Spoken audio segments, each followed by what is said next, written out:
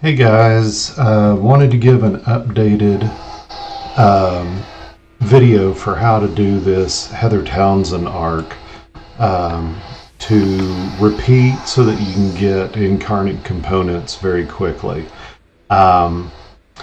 You will need incarnate components to build different powers, like what I've got here.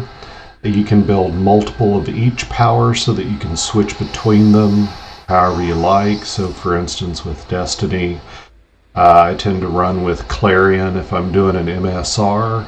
I tend to run with Ageless if I'm doing pretty much anything else. But incandescence can also be helpful. So I can craft multiple of these and have them at the ready whenever I need to do something. So I'm in Dark Astoria. Here's Heather Townshend. If you stumble across her or you want to go directly to her, you can do that. But I am going to have us start in Ouroboros. Because if you're going to be repeating this arc, this is probably where you're going to start. So as you go into Ouroboros, you're going to go into the building back here, and you can click on this pillar. You could have one of these pillars in your base as well, by the way, so that's an option for you as well. Now starting with the latest issue, this is December 2025 when I'm recording this. They moved the incarnate stuff down to its own little bucket down here at the bottom. And this is the one that we're looking for, Burden of the Past, Dark Astoria, Chapter 1. And you can just click on that to start this. These are very easy badges to get up here.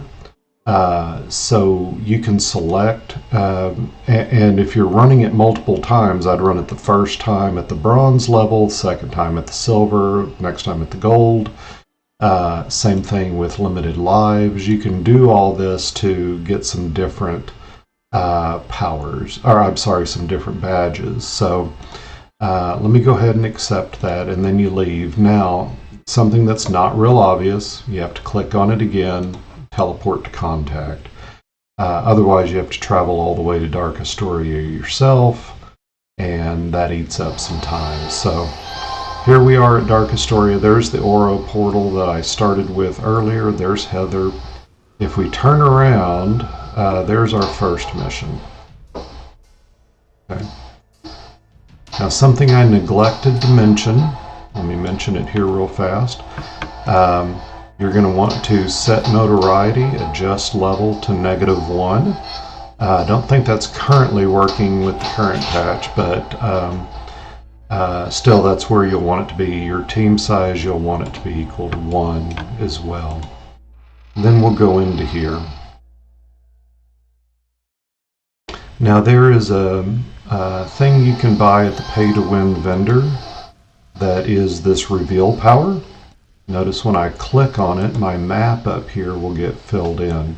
I'm going to expand it out here just so that we can see a little bit better what's going on. Go over here to Sigil, click through this, and away we go. So we are headed towards that blinking dot that you see on there, on the map. And what we'll find is this person cowering over here. We're going to click through their stuff. They're going to get eaten by a big whatever. And now we are headed over to the big red dot. I'm having some struggles here. Okay, hang on. Got myself turned around. Here we go. You don't have to fight everything that's in your way here. You can just go right on past them. It's okay if they throw a little bit of damage on you or something. You'll survive. But that reveal power helps to go ahead and show us the map. And then we don't have to go searching. Okay, so way down here we're looking for, in this case, an assassin. And we'll just go ahead and take him out real quick. And then click the exit. Now we can reduce our map back. We're not going to need the map as much from here on. Although I will open it up and show it to you, I think, for the fourth mission, fourth and final. We can't call Heather just yet, but we can go back here and get our next mission from her. And then off we go.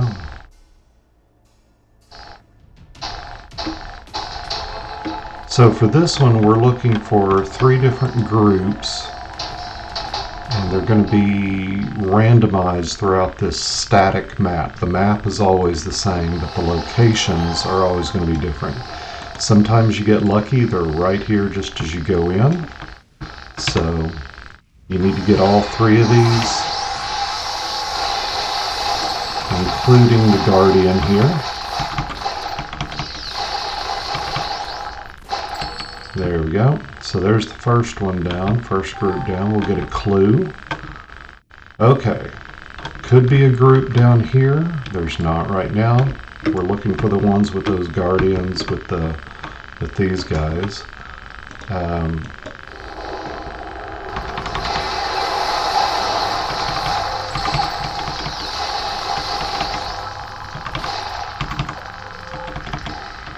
And sometimes they run away from you, which is not fair.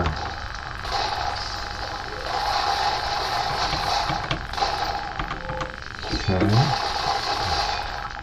Looking for the other of her party, which is this one. Okay. Now we can just leave the rest, it doesn't matter. Sometimes there's a group right here as well, so you check that spot, but there will always be, there could be one group. In this case, there were 2 groups on that first floor. Here's our other group. So I just realized I needed to. There we go. Okay, so that's all 3 groups. Now we're just looking for. It's possible there's another group here. Ignore this group down here unless you're just wanting to like finish everything up. Could be a group here. Could be a group up here. Like I say, we've already got all 3, so we're just going to skip on past them. Okay, now this is going to take us to a scene. Here's Sigil, and here's Cadabra. They're having an argument. They're going to bring everybody else into the argument. We're going to see some people show up here. Notice they're already creating disruptions in the water that's here before they even show up. Okay, after they show up, I'm going to get set up right here under the spikes. This is a good time to go ahead and turn on a buff or 2. Your first group is going to come from the left.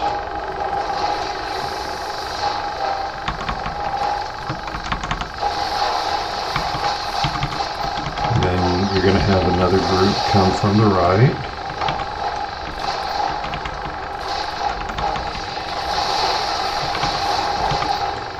Okay, then it says go talk to Sigil. So we do. And off we go.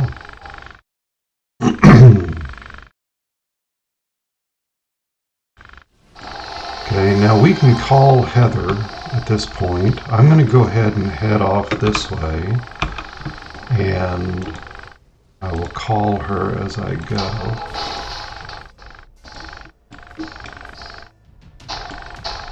There's my next mission right there.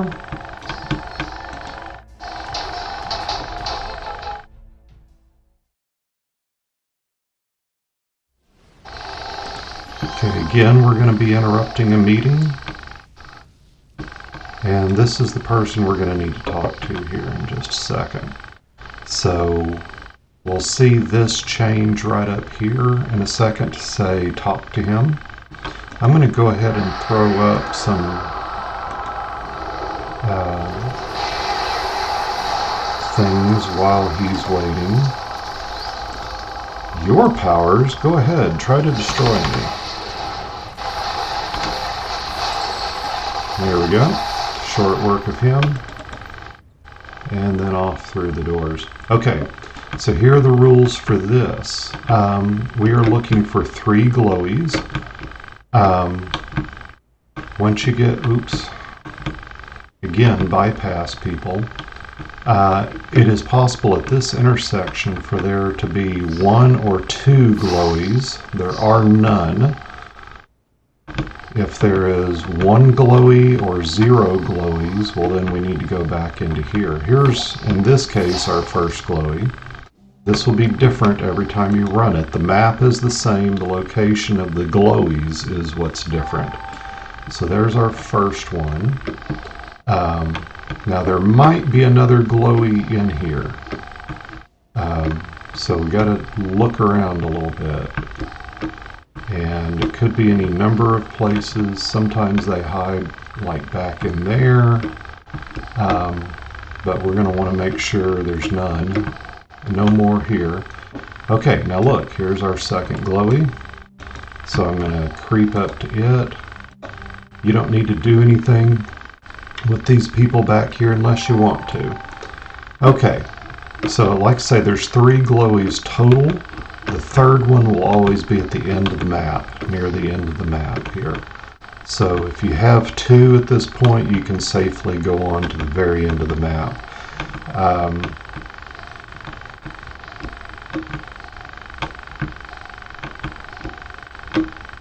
Okay. Now, there's another glowy here, plus something called an Ancestral Warden. This is the Ancestral Warden. You can kind of notice him because of his bright colored clothes. He's got 2 henchmen with him. We've got to take out all of them. In this case, his third one is hiding around the corner here. Right there. So again, could be different. Sometimes the glowy is right there, sometimes it's right here, sometimes it's over here. Sometimes you can kind of see it if you just kind of float up a little bit here. There it is. Okay, so there is a group right there by this, so what I'm going to do is throw a freezing rain under them, maybe keep them occupied long enough for me to do this. If I'm lucky. There we go.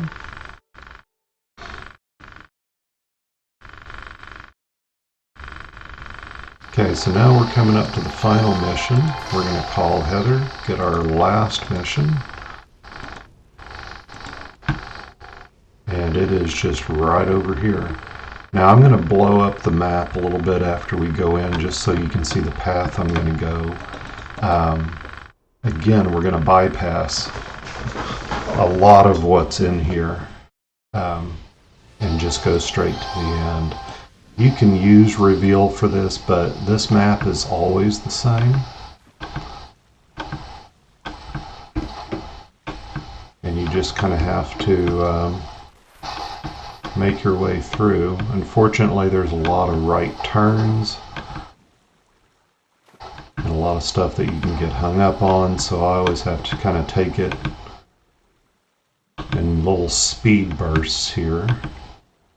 Hopefully you're seeing on the map all the turns. Okay. Straight ahead. Oops. Okay, and then right.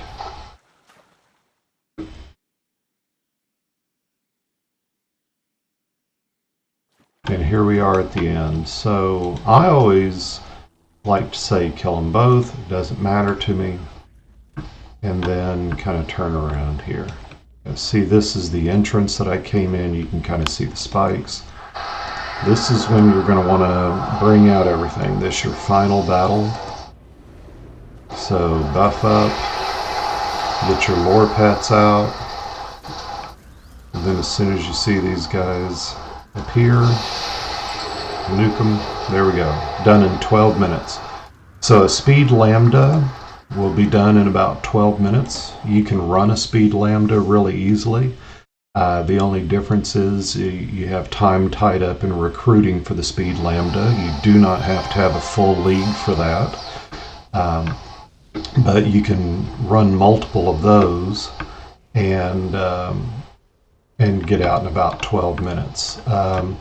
You can also run this Heather art by yourself, and when you go back and click on her, or you call her, either one, you'll get another enhancement, and now you're done. There you go. How to get Incarnate Components 15 minutes or less. Give yourself some grace the first few times you go through it, because you're learning the maps, you're learning how your powers work, trying to figure out what's going to be the quickest way. After that, you can zip through this over and over and over again and just keep getting Incarnate Components each time along the way. Hope that's helpful.